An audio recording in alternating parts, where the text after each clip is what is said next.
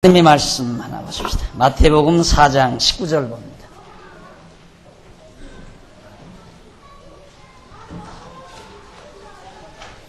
마태복음 4장 19절 말씀하시되 나를 따라오너라 내가 너희로 사람을 낚는 어부가 되게 하리라 하시니 저희가 곧 그 그물을 버려두고 예수를 좇으니라. 거기서 더 가시다가 다른 두 형제 곧 세베대의 아들 야고보와 그 형제 요한이 그 붙인 세베대와 한 가지로 배에서 그물 깁는 것을 보시고 부르시니 저희가 곧 배와 붙인을 버려두고 예수를 좇으니라. 22절까지 봉독해 드렸습니다. 우리는 가치의 특성에 대해서 지금 공부하고 있습니다. 기독교 가치의 특성.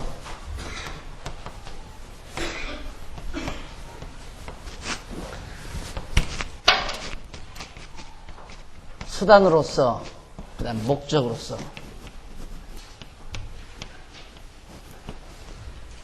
수단으로서의 가치의 특성은 상대성,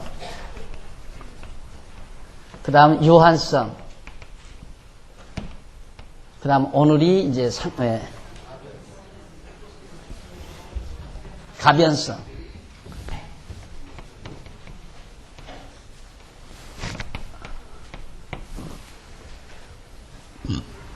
우리 교인들은 어느 것 하나 가치가 없는 것이 없다. 다 모든 것이 가치가 있어서 의미가 있는 것이다. 라는 걸 전제하고 말씀을 드리고 있습니다. 예. 우리는 보통 이것은 가치롭고 이것은 가치 없다라고 그렇게 생각하고 살아가는 경우들이 많이 있기 때문에 그래서 많은 갈등을 겪는다라는 말씀도 해드렸습니다. 그러나 우리에게 있어서는 어떠한 것도 어떠한 일도 가치 없는 건 하나도 없다. 모든 것이 가치가 있는데 그 가치는 수단으로서의 가치도 있고 어느 것은 목적으로서의 가치가 있다. 수단으로서의 가치가 있는 것은 상대적이다 이 말이죠. 상대성을 지니고 있는 거다. 그리고 유한성이다.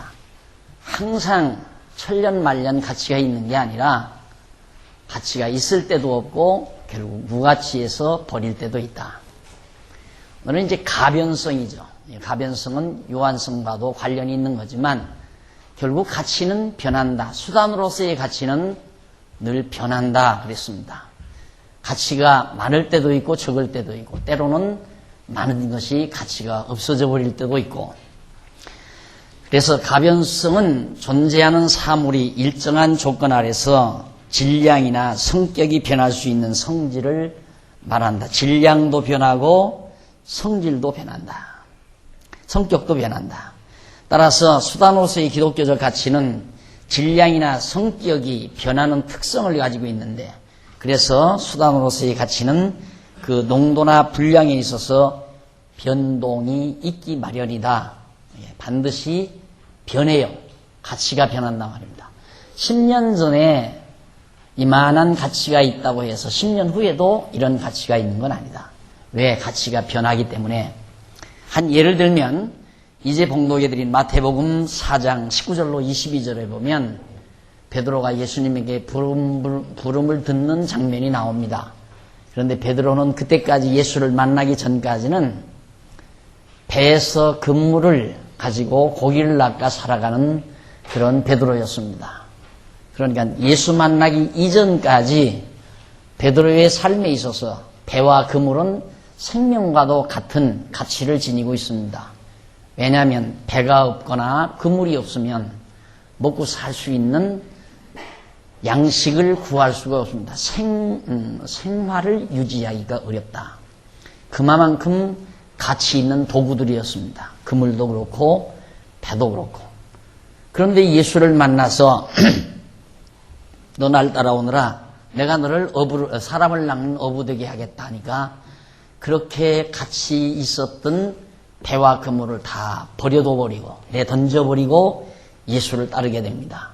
뿐만 아니죠.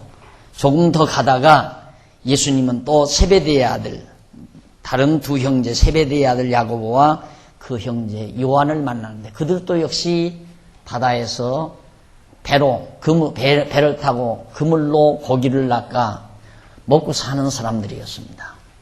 그러니까 역시 세베대의 아들 야고보와 요한 역시 배와 그물은 그들의 생명과 다를 바 없을 만큼 가치로운 물건들이었다. 그런데 역시 그들도 다 버려둡니다. 배와 부침도 다 버려두고 예수를 쫓았다. 그러니까 같이 있을 때도 있고 같이 없을 때도 있다. 그러니까 역시 수단으로서의 가치는 이렇게 가변성이다. 변질할 수 있는 가능성이 있는 그런 가치다. 이게 수단이라는 얘기죠. 그러니까 베드로와 야고보나 요한이 배를 타고 그물로 고기를 낚아 먹고 살기 위해서 이 세상 태어난 건 아니잖아요. 그게 목적은 아니라 말입니다. 그건 삶의 수단이죠. 그럼 왜 사느냐? 고기 낚아 먹고 살기 위해 산다 이 대답은 할 수가 없단 말입니다. 이 고기 낚아 고기를 낚는 것은 살기 위한 것이죠. 그러면 왜 사느냐는 것은 목적에서 찾아봐야죠. 목적으로서의 가치가 있어야죠. 인간의 목적으로서의 가치. 그러니까 우리는 수단으로서의 모든 가치는 모든 게 다 지금 내가 처하고 있는 상황과 여건 어느 것도 가치로운 것이 없다. 가치롭지 않은 것은 하나도 없다. 남의 집에 종살이 하는 것도 가치 있는 것이고요. 고생하는 것도 가치 있는 것이고요. 사업이 망하는 것도 병드는 것도 다 가치가 있는 것들이죠. 탕자가 나가서 알거지가 되는 것도 가치 있는 일입니다. 뭘로? 수단으로서 그렇다 이 말이죠. 그러나 여전히 아버지 집에 돌아온 탕자가 여전히 돼지우리에서 종로로 탄다면 그건 의미가 없는 거죠. 그러니까 아버지 집에 돌아오기까지 돼지우리에서 돼지와 함께 고생하는 탕자는 가치로운 삶입니다. 왜? 그런 삶을 통해서 아버지 사랑을 깨닫는 좋은 과정을 가져오기 때문에. 따라서 우리 모든 성도들, 특히 우리 기독교인들은 의미 없다고 생각해서는 안 된다. 어떠한 일이든지 가치 없다고 생각해서도 안 된다. 어떠한 일도 마찬가지입니다. 모든 만사가 다 하나님께서 나를 일을 통해서 그 무엇인가를 깨닫게 하기 위하여 나를 설령 죄 가운데 두는 것까지라도 가치로운 일 아닙니까? 사도 바울이 말했듯이 우리를 죄 가운데 가두어 놓으심은 하나님의 은혜로 말미암아 구속함을 얻어 은혜가 의뢰되게 하기 위해서 우리를 죄 가운데 가두어 놓는다 이 말이죠. 그러니까 지금 교회 나오지 않고 지금 세속에 물들어서 범죄하며 사는 그 삶도 수단으로서는 가치가 있는 것이다. 절대적이고 영원하고 불변의 가치가 있는 건 아니지만 상대적이고 유한하고 가변성을 지닌 가치가 있는 일들이다 라는 얘기입니다. 따라서 우리는 삶이 허무하다거나 허전하다거나 좌절이나 절망을 우리는 느낄 수는 없다는 얘기죠. 왜? 모든 일을 다 가치롭게 의미를 부여해서 우리는 수납하며 살 수 있기 때문이라는 얘기입니다. 비록 베드로와 요한과 야고보가 고기를 낚고 배를 타고 고기를 낚아 먹고 살지 않았다면 그 자리에서 예수를 만날 수도 없었을 것이고 또 예수님을 통해서 사람을 낚는 어부가 되게 하는 그런 과정도 아마 그 자리에서 만날 수가 없었을 것 아닙니까? 그러나 고기 낚는 어부가 되기까지는 물고기를 낚는 어부 노릇을 하는 것, 그것이 바로 수단으로서의 가치 있는 삶이었다. 그런데 우리는 이렇게 생각하죠. 물고기 낚아 먹고 사는 것은 무가치한 일이고 예수 따라다니면서 정말 사람을 낚는 어부가 되게 하는 것만 가치 있는 일이다. 또 나처럼 이렇게 노점상에 가서 장사해서 먹고 사는 건 가치가 없는 일이고 박 목사처럼 하나님의 말씀을 가지고 강단에 서서 열심히 가르치는 일은 참 가치 있는 일이다. 이게 얼마나 어리석고 미련한 생각입니까? 잘못된 생각이라 이 말이에요. 우리는 어차피 우리의 삶의 목적은 내가 이 강단에서 말씀을 전하는 것도 하나의 방법에 불과합니다. 이걸 위해서 내가 이 세상 태어난 건 아니라 이 말이죠. 우리의 모든 삶의 목적은 하나님의 영광을 위해서라는 것, 이것이 바로 우리 장로교 교리의 핵심입니다. 왜 사는가? 하나님의 영광을 드러내기 위해서. 내 삶을 통해서 하나님의 영광이 드러나게 하기 위해서. 그래서 우리는 산다 이 말이죠. 사도 바울은 고린도전서 13장 11절에서 장성한 사람이 되어서는 어린아이를 다 버렸다는 말을 합니다. 내가 어렸을 때에는 말하는 것이 어린아이와 같고 깨닫는 것이 어린아이와 같고 생각하는 것이 어린아이와 같다가 장성한 사람이 되어서는 어린아이의 일을 버렸노라. 예를 들어서 이제 2살짜리, 3살짜리에게는 5천만 원짜리 때로는 2억짜리 세단을 사다가 너 가져라 하고 주워왔댔자 아무런 가치가 없습니다. 아이에게 무슨 가치가 있습니까? 그 아이에게 가치가 있는 것은 장난감 가게에 가서 10,000원짜리 내지는 20,000원짜리 플라스틱으로 만든 자동차가 훨씬 가치가 있다는 말입니다. 그러니까 어린아이 시절에는 어린아이 시절에 맞는 가치로운 것이 있는 거고 장성한 사람이 되면 장성한 사람 나름대로의 가치 있는 것이 있다는 얘기입니다. 그건 다 가변적이라는 거죠. 변한다. 가치가 변한다. 2살, 3살 먹었을 때 사다 준 세단은 가치가 없었지만은 나이가 20살, 30살이 됐을 때에는 참 가치 있는 승용차가 되는 거죠. 그러니까 우리는 하나님께서 내게 적당하게 그때그때마다 적당한 환경도 주시고 적당한 여건도 주시고 필요에 따라서 하나님께서 잘 그 상황 따라 우리에게 여건을 조성해 주십니다. 그러니까 가치가 있는 거죠. 누가 가난하고 싶어서 가난합니까? 하나님께서 가난하게 하시니까 가난한 거지. 누가 부자 되기 싫어서 부자가 안 됩니까? 하나님께서 부자 안 되게 못 되게 하시니까 부자가 못 되는 거지. 그런데 우리는 가난한 건 가치가 없고 부자는 가치가 있다.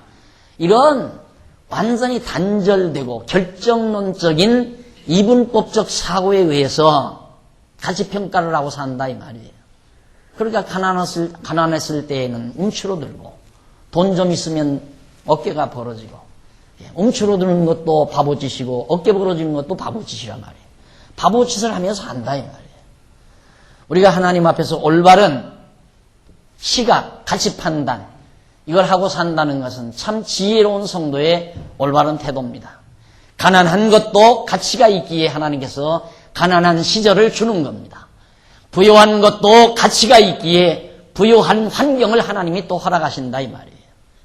그런데 왜 우리는 가난한 건 가치가 없고 부유한 것만 가치가 있다고 하고 다 낡아진 옷은 가치가 없고 낡아지지 아니한 옷만 가치가 있다고 하느냐 이 말이죠.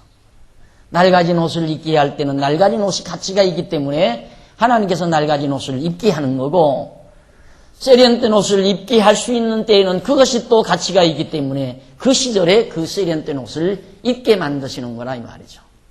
그렇기 때문에 가난하다고 무시해도 안 되고 부자라고 해서 자만해도 안 된다 이 말이죠.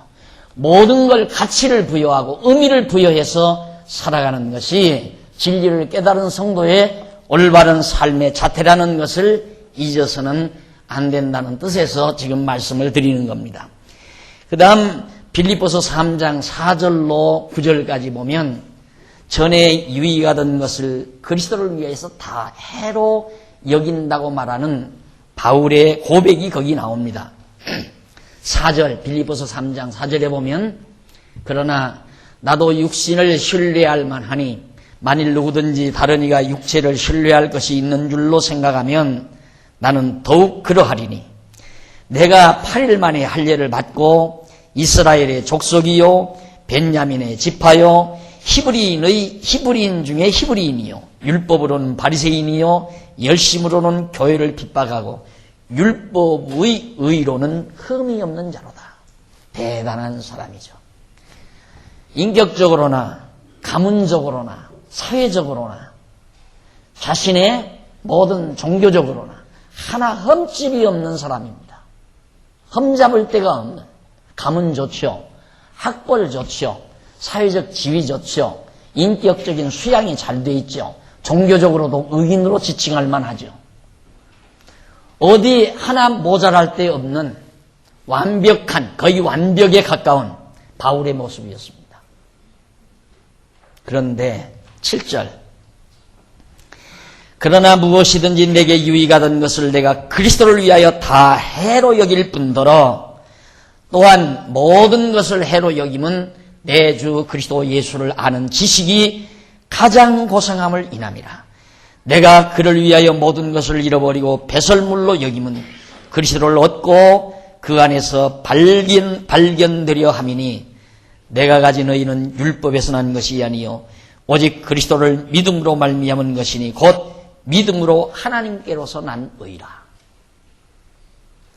그렇게 자기에게 유익하던 것, 학벌도 집안도 혈통도 사회적 지위도 종교적인 의로움도 다 자기에게 유익하던 것들이었습니다. 특권을 누릴 수 있는 모든 조건을 완벽하게 갖춘 바울이었습니다. 그러나 무엇이든지 내게 유익하던 것을 내가 그리스도를 위하여 다 해로 여겼다. 유익하던 것을 해로 여겼다. 변했죠? 가변성이라 말입니다.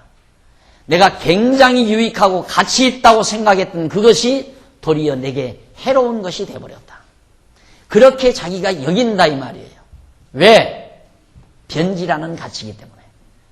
그 가치가 변하는 것이기 때문에 그는 깨끗이 버렸다 이 말이죠. 그런데 그 버리고 왜 버렸는가? 가장 고상한 것을 발견했기 때문이다. 더 좋은 것을 발견했기 때문에 유익하다고 생각했던 것이 다 불필요한 것이더라. 여러분, 옛날 지금 전자계산기가 없었을 때에는 주판이 얼마나 유익한 것입니까? 지금 아마 주판 보관하고 있는 분도 계시겠죠. 왜? 추억을, 과거를 추억하기 위해서. 그러나 집안에 아마 주판 가지고 있는 사람은 거의 없을걸요. 왜? 전자계산기가.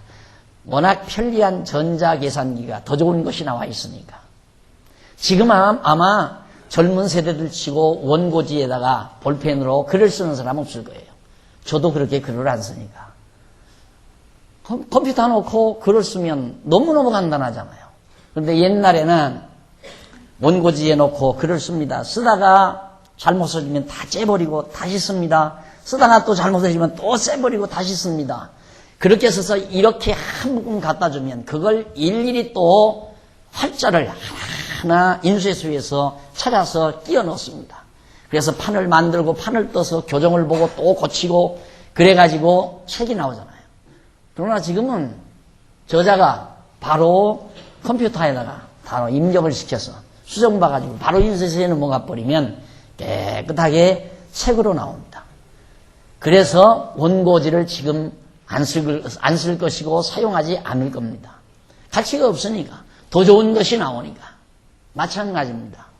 우리는 깨닫지 못했을 때에는 참으로 좋은 것을 모르니까 덜 좋은 것이 가장 가치 있다고 생각하고 그걸 가지고 몸부림치고 그것 없어지면 좌절하고 그건 못 가지면 절망하고 그러면서 사는 것이 우리들의 모습이란 말이죠. 그러나 깨닫고 나니까 이거 아무것도 아니구나 생각하고 버려버리고 더 좋은 걸 붙들게 되는 것이 바로 인간의 모습입니다. 그렇다면 덜 좋은 것은 필요 없는 거냐? 아니라 이 말이. 그 시대에는 그것이 참으로 소중한 가치로 등장하는 것이다. 그 소중한 가치로 등장했던 그 가치와 더 좋은 것을 발견한 그 가치를 대비해서 놓을 때 깨닫게 되는 거죠. 야, 이것이 참으로 좋다는 걸 안다 그 말이에요. 덜 좋은 것을 몰랐으면 참으로 좋은 것을 모르는 것이 인간의 인식의 한계입니다. 인간의 인식 기능은 상대적이어야 돼요. 항상 상대적인 반대 개념에 의해서 바르게 인식이 가능합니다. 찬 것을 알아야 더운 것을 알죠. 안 좋은 것을 알아야 더 좋은 것을 알게 된다 이 말이죠. 그러니까 안 좋은 것을 가치 있다고 생각하고 붙들고 늘어지고 살았던 시절도 좋은 거죠. 가치 있는 삶이라 말이죠. 왜? 참으로 가치 있는 것을 알게 하기 위한 하나의 수단적인 과정이니까, 과정에서의 수단에 의한 것이니까. 그래서 수단으로서 가치가 있는 것이다. 사도 바울은 그리스도를 발견하기 전에 자기에게 유익하던 것은 참으로 최고로 가치가 있다고 생각합니다. 일반적으로 많은 사람들이 저희 후배 중에도 이것 때문에 고민하는 친구들이 많이 있었습니다. 내가 학업을 더 해야 되느냐, 하지 말아야 되느냐, 어떻게 내 강의를 들어보면 그거 다 필요 없는 거, 뭐 바울이 뭐 다 필요 없다, 그거 다 무슨 필요 있느냐, 오직 예수만 알면 되지, 이렇게 들리는 듯 싶으면 다 포기하고 싶고, 뭐 공부도 학위도 다 포기하고 싶고, 그러다 어떻게 보면 이것도 역시 좋은 것 같으니까 하고도 싶고. 그런데 알고 보면 간단한 거예요. 하고 싶은 거 해야 돼요. 그래서 하려고 하는 분에게는 열심히 하라고 합니다. 그래서 오죽하면 연구위원 가운데 지금 박사가 4명, 곧 있으면 또 1명 나오게 돼 있어요. 박사 지금 4명째 나오게 돼 있어요. 예수하는 것이 최고다. 세상 학문 다 필요 없다. 만약에 그렇게 생각하면 박사가 뭐하러 나오겠어요? 5째군요, 박사가. 5명째. 그러니까 세상 학문을 불필요하다, 그것이 가치가 없다, 그게 아니에요. 박사를 한 분들이, 박사 과정을 거치기 위해서 공부하신 분들이 성경신학도 더 열심히 해요. 왜? 그 가치를 아니까. 박사 과정을 하기 위해서 세상 학문을 다 섭렵하다 보니까 와, 이 성경신학이라는 게, 하나님을 아는 신학이라는 것이 얼마나 소중하다는 걸 알기 때문에 열심히 하잖아요. 누가 그렇게 힘있는 서포트를 해주지 않는데도 열심히 그 공부한다고 해서 누가 자격을 주는 것도 아니고, 그 공부를 한다고 해서 알아줘가지고 어느 좋은 직장이 예비되어 있는 것도 아닌데 열심히 한다 이 말이에요. 왜? 유익하지 않은 것을 해보니까 참으로 유익한 것을 알게 되니까. 그래서 열심히 하라고 그래요. 열심히 하지 말라고 안 하죠. 학위과정 하겠다면 해야지. 열심히 해. 열심히. 안 좋은 걸 해봐야 좋은 걸 알아요. 해야 되죠. 지금 만약에 우리 교회학교 학생들한테 그 인반학교 가지 말라, 세상학교 가지 말고 우리 교회학교만 열심히 다니라, 천만의 말씀이에요. 열심히 초등학교도 보내고 중학교도 보내고 고등학교, 대학 다 보내면서 할 수만 있으면 열심히 공부를 시키고, 그 다음 참 진리를 발견하게 만들어야 참 진리의 가치가 가치롭게 드러난단 말이죠. 그래서 예수 그리스도를 아는 지식이 가장 고상함을 인하여 그는 모든 것을 해로 여겼다. 내가 그를 위하여 모든 것을 잃어버리고 배설물로 여기면 그리스도를 얻고 그 안에서 발견되리 함이니, 오직 모든 걸 버리는 것은 예수를 얻기 위해서 그 모든 걸 버렸다. 내가 가진 의는 율법에서 난 것이 아니요, 과거에 자기가 의롭다함을 얻은 것은 율법을 지켜서 의롭다함을 얻은 거예요. 율법의 의로는 험잡을 데가 없는 사람이라고 해서 바울이 그만하면 됐잖아요. 의로운 사람이고 깨끗한 사람이고. 그런데 알고 보니까 율법을 행함으로 얻은 의는 아무것도 아니에요. 그게 의의가 될 수가 없어요. 율법을 행함으로 의의가 된다면 율법을 범하면 죄가 될 수도 있죠. 율법을 행함으로 의롭다함을 얻는 게 아니라 우리는 예수 그리스도를 믿음으로 말미암아 얻은 의라야 그것이 진짜 의이다 이 말이에요. 바울은 그 진짜 의로움을 얻기 위해서 율법을 행함으로 얻는 의를 깨끗이 자기는 해로 여겼다라는 말을 지금 빌립보서 3장 4절로부터 9절까지 밝혀주고 있습니다. 이렇게 그동안 우리는 기독교 가치의 특성 가운데 수단으로서의 가치의 특성은 상대성과 유한성과 가변성을 지니고 있다는 것을 지금까지 말씀을 드렸습니다. 계속해서 그럼 목적으로서의 가치의 특성은 어떠한 것들인가? 교재 48페이지에 나오는 말입니다. 한 조가로 2번 목적으로서의 가치의 특성, 바로 기독교적인 가치의 특성은, 목적으로서의 기독교적인 가치의 특성은 절대성과 영원성 그리고 거룩성입니다. 첫째, 절대성. 그 다음 영원성, 그 다음 세 번째 불변성. 이것의 반대죠. 상대성이니까 여기는 절대성이고, 유한성이기 때문에 여기는 영원성이고, 여기는 가변성이기 때문에 불변성입니다. 정반대예요. 목적으로서의 가치의 특성은 절대적이어야 되고 둘이 아니에요. 하나밖에 없어요. 절대적인 유일한 거예요. 목적은. 우리 인간이 이 세상에 태어난 모든 목적은 논할 것 없이 똑같습니다. 누구 앞에서? 하나님 앞에서. 똑같아요. 이 집사, 박 집사, 최 집사의 목적이 다 똑같아요. 서양 사람, 동양 사람 할 것 없이, 고대인, 현대인 할 것 없이 모든 인간의 이 세상 존립 목적은 오직 하나, 똑같습니다. 절대적이기 때문에. 그리고 그것은 영원합니다. 그 가치는 변함이 없습니다. 영원하기 때문에 절대 변함이 없는 가치입니다. 이것이 목적으로서의 바로 기독교 가치라고 하는 사실. 이것이 이제 48페이지에서 우선 이루어지는데, 우선 한번 보십시다. 동그라미 안에 1번 절대성. 여기서 절대성이란 상대성의 반대 개념이 아니라 주관과 객관 그리고 상대를 초월한 성질을 말한다. 거듭 말씀드리죠. 우리는 보통 철학에서는 상대적인 대비가 절대라고 그러죠. 상대적인 대비. 그러나 지금 이 논리에서 말하는 절대라는 말은 절대, 상대. 똑같은 구도예요. 우리들의 생각의 틀을, 생각의 구도를 이렇게 정리를 하셔야 돼요. 이렇게 정리하면 이것은 이분법적 사고예요. 이게 서구인들의 사고방식입니다. 이게 서구인들에게서 학문에 대한 해답을 못 찾는 이유는 이런 사고구도 때문에 그런 겁니다. 이건 이원화된 거거든요. 이원화되어진 사고구도이기 때문에 그래서 모든 학문에 대한 해답을 얻을 수가 없는 거예요. 바로 성경은 바로 이겁니다. 절대자이신 하나님 안에 모든 상대적인 존재가 다 포함되어 있다는 것. 그래서 상대적인 존재를 함유하는, 포함해서 내재적으로 포함하는 초월된 개념, 그걸 절대라고 그래요. 내재적으로 지금 이 안에다가 절대라고 하는 영역 안에 포함하고 있죠. 내재시켰다 이 말이에요. 내재적으로 초월 개념, 내재적으로 초월한 개념, 이걸 절대라는 말로 우리는 인식한다. 이게 전혀 다르죠. 그래서 우리가 절대적인 가치를 인정을 하게 되면, 절대적 가치를 발견하게 되면 상대적인 것은 거저 다 그건 거저 다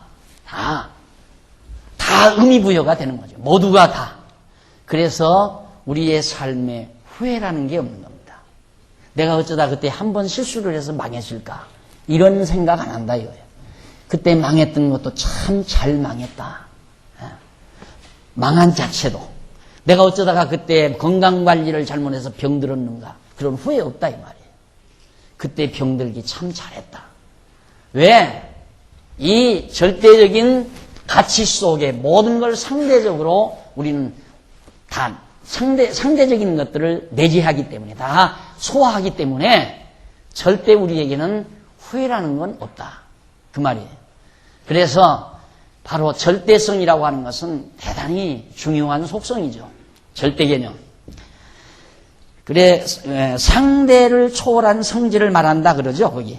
절대성이란 뭐냐? 상대성의 반대 개념이 아니라, 이 상대성에 대한 반대 개념이 절대성이 아니라, 주관과 객관, 그리고 상대를 초월한 성질을 말한다.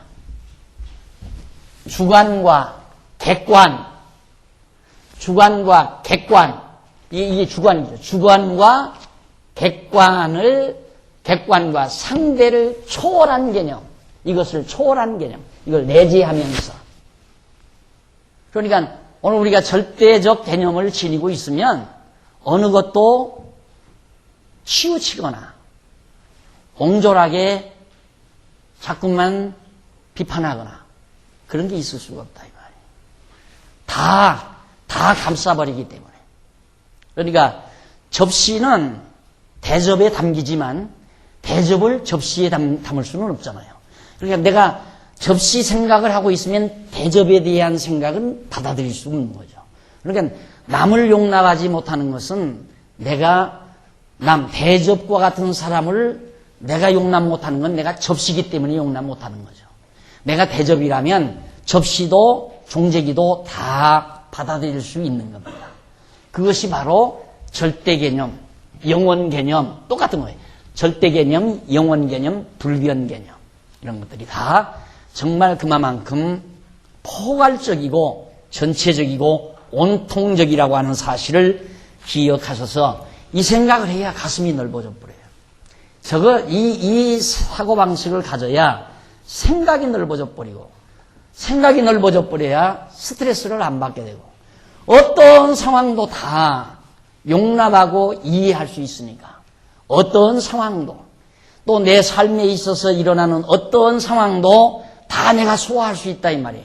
이 넓은 절대적인 생각의 틀을 가지고 있으면.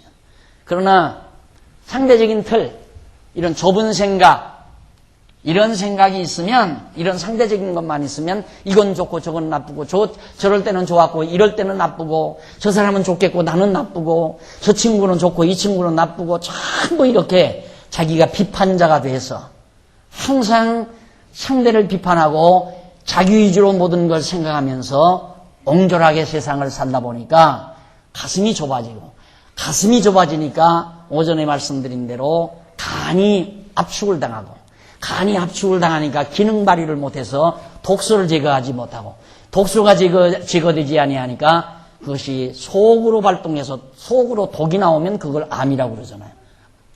내종이 암이란 말입니다. 그러니까 이게 독이 소화돼 버려야 되거든요. 독이 소화되려면 가슴이 넓어져야 돼요. 가슴이 넓다는 말은 이 생각을 가져야 한다 이 말입니다.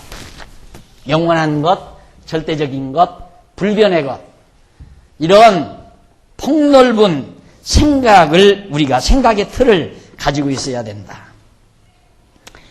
그래서 창세기 2장 15절로 17절 선악을 알게 하는 나무의 실과를 먹지 말라 또 나오죠.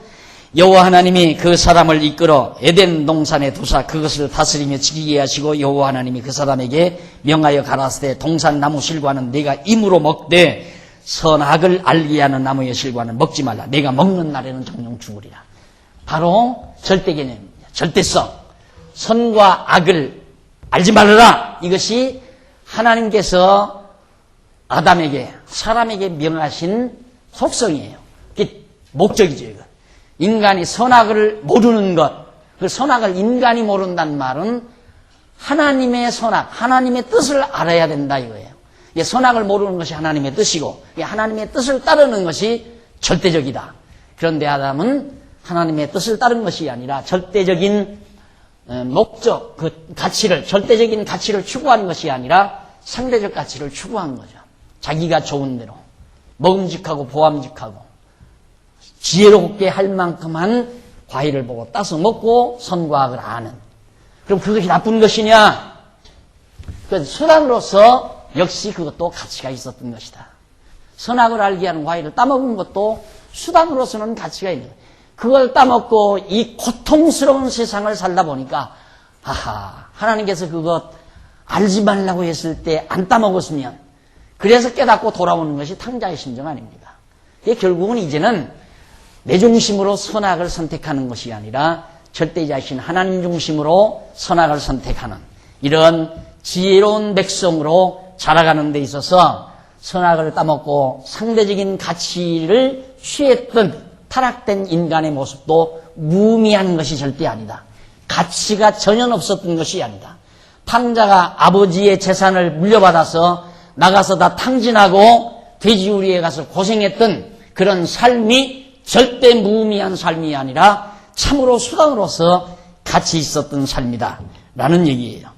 그래서 바로 근본적으로 하나님께서 우리를 이끌어 가시는 가치의 대상은 절대가치다. 이 절대적인 변함없는 절대적인 가치를 향해서 가도록 하나님께서는 우리 인간에게 명하시는 것이다. 자, 시간이 벌써 많이 됐습니다. 이 정도 우리 정리를 하시고요. 다음 시간 계속해서 우리 생각하기로 하고 오늘 강의 여기서 마무리하도록 합니다. 기도하십시다. 살아계신 하나님 아버지, 은혜와 사랑을 감사합니다. 우리들이 얼마나 미련하고 어리석은지 모릅니다. 내가 심판자가 돼서 이것은 좋고 이것은 나쁘고 이것은 가치 있고 저것은 가치가 없다고 평가하며 사는 어리석고 미련한 지난날의 삶이 한없이 부끄럽습니다. 이제 우리는 참으로 진리를 발견하고 하나님께서 내게 주어지는 모든 환경과 여건이 모두가 다 의미가 있고 가치가 있다는 사실을 발견했습니다. 가난하게 놓아두시는 것도 가치가 있기 때문이고 병들게 놓아두시는 것도 가치가 있기 때문이고 나를 곤곡해 하시는 것도 가치가 있기 때문이고 나를 영화롭게 하고 부요하게 하고 나를 강건하게 하시는 것도 다 수단으로서 가치가 있기 때문에 그렇게 섭리하신다는 사실을 우리는 이 한 시간 다시 한번 깨달았습니다. 어떠한 경우도 우리는 좌절하거나 실망하지 말게 하시고 무의미하다고 허탈해하지도 말게 하시옵소서. 어떠한 환경도 의미 있게 받아들이고 가치롭게 생각하면서 정말 뜻있는 삶, 의미 있는 삶을 살아가는 귀한 슬기로운 종들이 되게 하시옵소서. 어렸을 때는 어린아이의 일을 취하게 하시고 장성했을 때는 장성한 자의 일을 취하는 슬기롭고 지혜로운 종들이 되도록 역사하시옵시기를 비오며 죄인은 공로 없사오나 예수님 이름으로 기도드립니다. 아멘.